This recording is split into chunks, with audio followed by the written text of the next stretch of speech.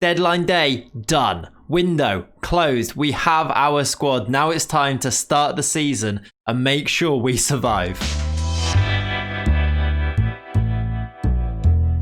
Hello and welcome back to Saving Bournemouth, episode number 2 of 5 today. And well, Bournemouth, they were officially relegated from the Premier League last weekend despite a final day win against Everton. And this is what we did in our last episode in terms of trying to avoid that finality at the end of the season. We brought in some new signings then on that frantic and manic deadline day. We brought in Alfredo Morelos as our attacking option. We also brought in Jamal Lascelles as our central defender to partner Nathan Ake, as well as Adil Rami, Chekandoy and Troy Parrott as backup options, trying to address some of the things that went wrong for Bournemouth. IRL this season, we also decided to sell for £17 million Ryan Fraser. Will that come back to bite us, or will it end up being a bit of a stroke of genius? We will have to find out. Today's episode will see us go away to Arsenal to kick off the season in a live comm. Away at the Emirates, not an easy start. It will see us have to adopt our tactical approach,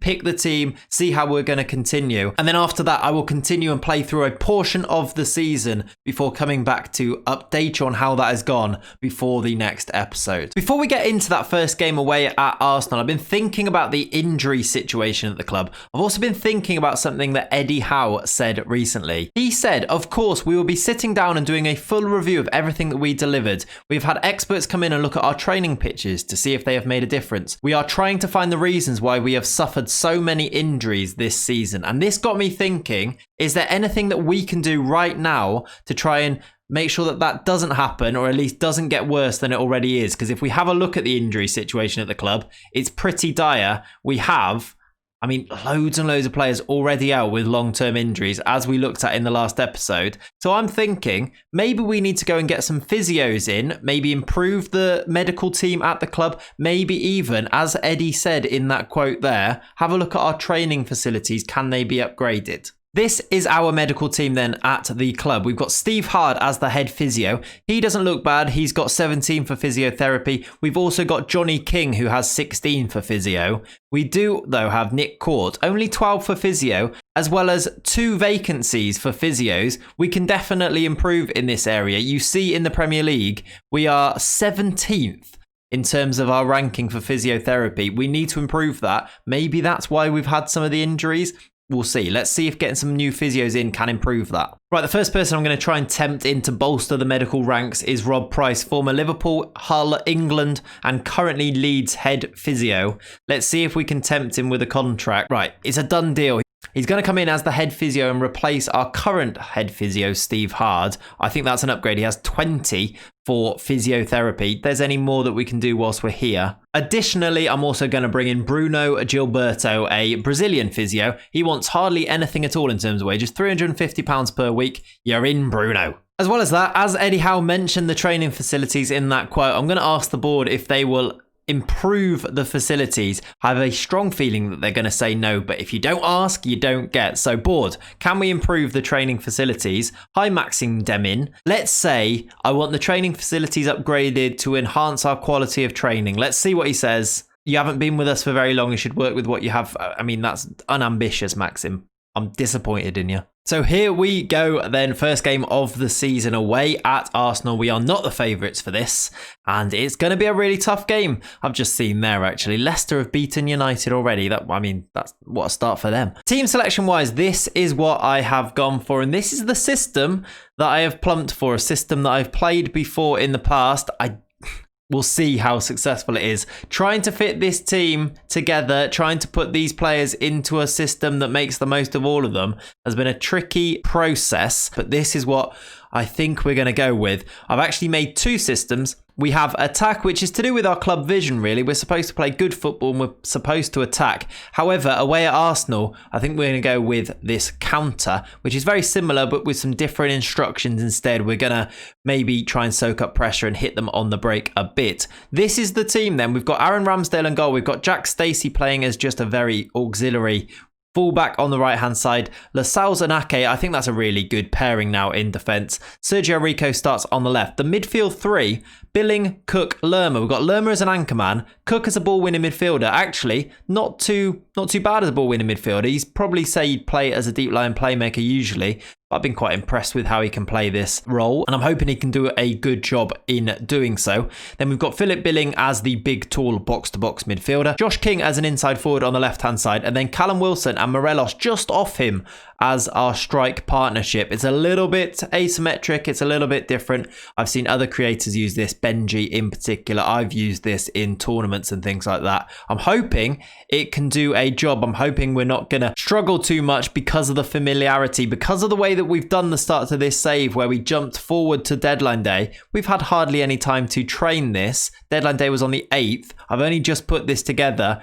Our tactical familiarity is dreadful. That may well work against us in this game. I'm hoping we can still scrape a result. If we don't, then it's going to be a difficult season perhaps, and that's exactly why we're here at Bournemouth, because they had a difficult season in real life. So let's submit that team. Let's get into our first game of the series.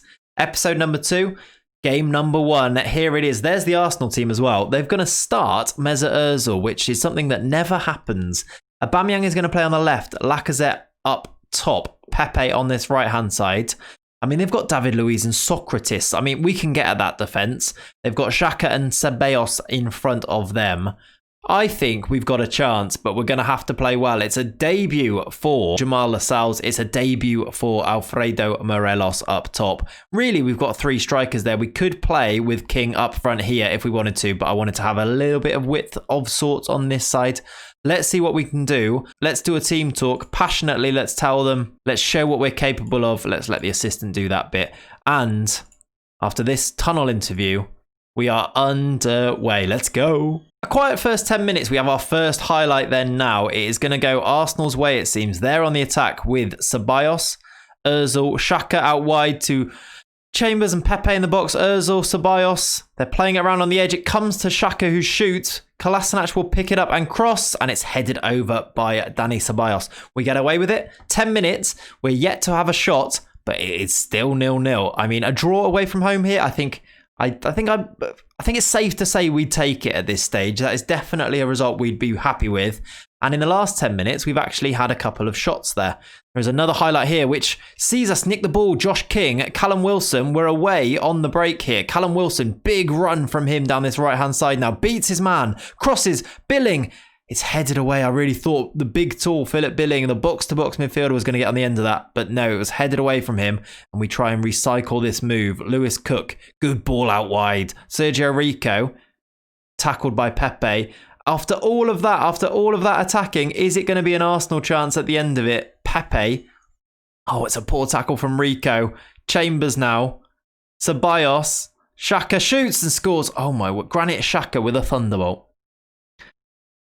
It was a big long highlight. A big highlight in which we were attacking, and somehow, despite us adopting this counter-attacking system, we've almost been countered against there. We've made them shoot from range, which I suppose is to do with the system, but it's a lovely hit. Right into the back of the net, past Aaron Ramsdale, who couldn't get near it. Granit Xhaka, of all people, has given Arsenal the lead. A low-key end to this first half, then it seems. No highlights. I'm going to tell them to get creative before half-time. See if we can create anything. No. That's the half-time whistle. I mean, it's as expected, the match stats, I suppose you would say. Arsenal now have the lead. I think we'll keep it as is for a little while, maybe then move into a more attacking style for the remainder of the game. Chance our luck. If we're still in this game with 20 minutes to go, you've seen teams go and do that against the bigger teams. I think that's the approach that we're going to take on.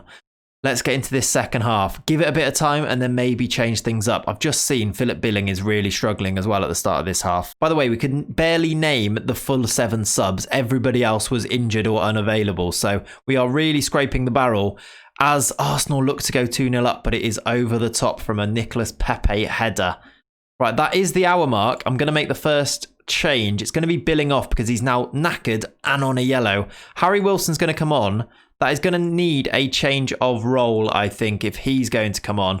Box to box, no. Maybe advanced playmaker, I think. Let's put him in as that. In fact, We've got 25 minutes to go. Do we go for it? I think we go for it. Let's have him as a Metzala. Like that. That's the system. We're going to go for it a little bit. 25 minutes to go. 20 minutes to go. Can we chance our luck and get away with a point here if we can manage to snatch and grab it? Or will it be a small loss? We have the ball in our possession with Morelos. He's been quiet on his debut so far. Here's Jack Stacey down his right-hand side, skipping past his man and into the box. Jack Stacey. I mean, it was a horrible shot. Probably a shot you'd expect from him, but a lovely run before that. 10 minutes to go now. Time to make more changes, I think. Troy Parrott off the bench. Troy Parrott off the... I mean, let's do it. He's a youngster on his debut. Let's do it. Let's throw him on.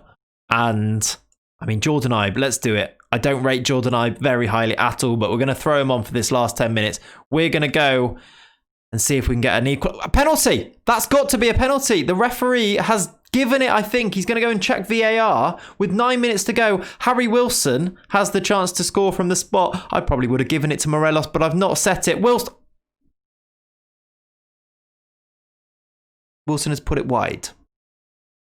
That was the chance to get the point. And Wilson's missed the penalty. Oh, I'm heartbroken. That was the tactical plan right there. Oh, Troy Parrott's nicked it. Go on. Oh, Troy Parrott on his debut has missed the chance as well. You can't say we've not had the chance to take a point here, but we are going to leave with nothing. I know that Eddie Howe was saying a lot that Bournemouth got unlucky this season.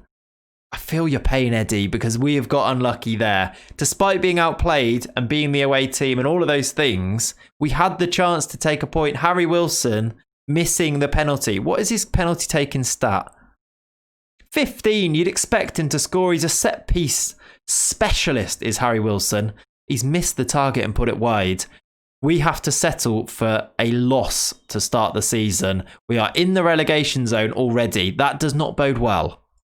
We have games then coming up against Leicester, Norwich. We have a Carabao Cup game which is yet to be drawn. Villa, Manchester United and Wolves, Newcastle. Because this is 5 episodes for this season, I'm going to go and play a chunk of these games now. And then I will join you again to go through those results before the end of this episode. And then the next episode will kick off with a live comm game. All right, I am back with some results and I have played the first 10 games of our Bournemouth season. And results have gone...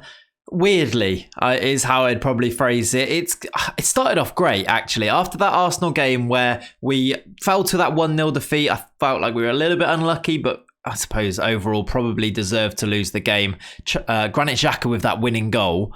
Since then, we started brilliantly. We went to, we had a home game against Leicester and we drew 0-0. It was a bit of a non-affair in the end. And I thought, that's all right. Leicester, they're a good team, you know. I'll take a draw against them, especially with the run of games that we had coming up after that, where we did have Norwich and Villa in the league. And I thought, this is our chance to get some results. And that's exactly what we did. Norwich at home, a 2-0 win. We actually made probably a little bit more hard work of this than I would expect us to. Although... 17 shots, 10 on target. We scored in the first minute. Callum Wilson with the goal. Alfredo Morelos with his first goal for the club, scoring a penalty with 10 minutes to go. You'll notice that I did change Harry Wilson off pens. Morelos is now on pens and he scored his first goal there. Good for him for confidence to get his first goal as well. And a good win against the team that finished rock bottom of the Premier League this season. Norwich 2-0. Into the next game, we did draw West Ham in the Carabao Cup, and I changed up the team a little bit. You can see that Troy Parrott got a start here, amongst also Adil Rami played a game. Both of them did okay in the game. We won 1-0. Another Morelos goal to see us through to the third round of the Carabao Cup, which was a nice little bonus. It was then Villa in the league, and we got ourselves a 1-0 win. Played pretty well. Lewis Cook got an early goal. We managed to hold on to it. All good at this stage. I was thinking, you know what? Relegation, top 4. Let's aim for... Maybe I was getting a little bit carried away from myself, but things were going that well that I was thinking, have I overhyped the fact that we're trying to keep Bournemouth in the league? Are they a lot better than that? And then I was quickly brought back down to earth because we played Manchester United at home. We were easily beaten 2-0. We didn't play well at all, as you can probably tell by some of the player ratings there. Straight into another game. Wolves away from home. we were beaten 4-2. We went 2-0 down in it. No, we didn't. We went 1-0 up in this game, and then they went 3-1 up, and I thought, okay, we've thrown that away. Morelos did get another goal, so again, confidence seems like a good signing at this stage. He also missed a penalty in this game, so that's less good. Wilson got one back. We made it 3-2, and then Adama Traore. I think he might have come on in this game, and he tore us a new one, to put it into a lovely phrase for you there. He was excellent, and he scored there. And he scored the 4th goal to seal the win for them. Fair play. We went down to a 4-2 defeat, and I was thinking, oh, okay, now it might get a little bit tough, especially as then morale took another hit as we lost 3-0 to Chelsea in the Carabao Cup 3rd round. The Carabao Cup dream was over. Again, though, I'm all right with that. Focus on the league, avoiding relegation. We know that that is the main objective of this save, so if we can focus on the league, that might be a good thing. And we bounce back magnificently with a 4-0 win at home to Newcastle. Callum Wilson scored 2. You'll notice this is the start of some really good form from Callum Wilson, and then Jefferson Lerma adding the 4th as well. Well, actually he scored the 3rd, but then Wilson added the 4th. And then I was thinking maybe we've turned the corner after 3 defeats in a row. We fell to probably our worst defeat of the season, a 2-0 defeat away from home at Crystal Palace. The reason for this, though, was the fact we went down to 10 men. Jefferson Lerma got sent off in the 4th minute, which is a ridiculous thing to do, and we couldn't find a way back from there. Cenk Tosun and Max Meyer with the goals for Palace. And then my favourite game of the whole season so far, Man City at home. We were destroyed in terms of the stats in this game. 34 shots for Man City. We were on our counter-attacking strategy here, but it worked because Jack Stacey scored in the 94th minute and the crowd went wild. Pep Guardiola was livid. He came out in the press and was saying, you didn't deserve it and all that stuff. And yeah, we got ourselves a draw against City at home, which I'm really, really happy with. And then I've just played this game now. The final game was a 3-3 draw against Burnley, a wild, weird game at Turf Moor. We scored in the 84th minute. I thought we've won this. 3-1 up. I thought we'd won this. And then they mounted a bit of a comeback. They scored 87 and 92, and we couldn't do anything about it.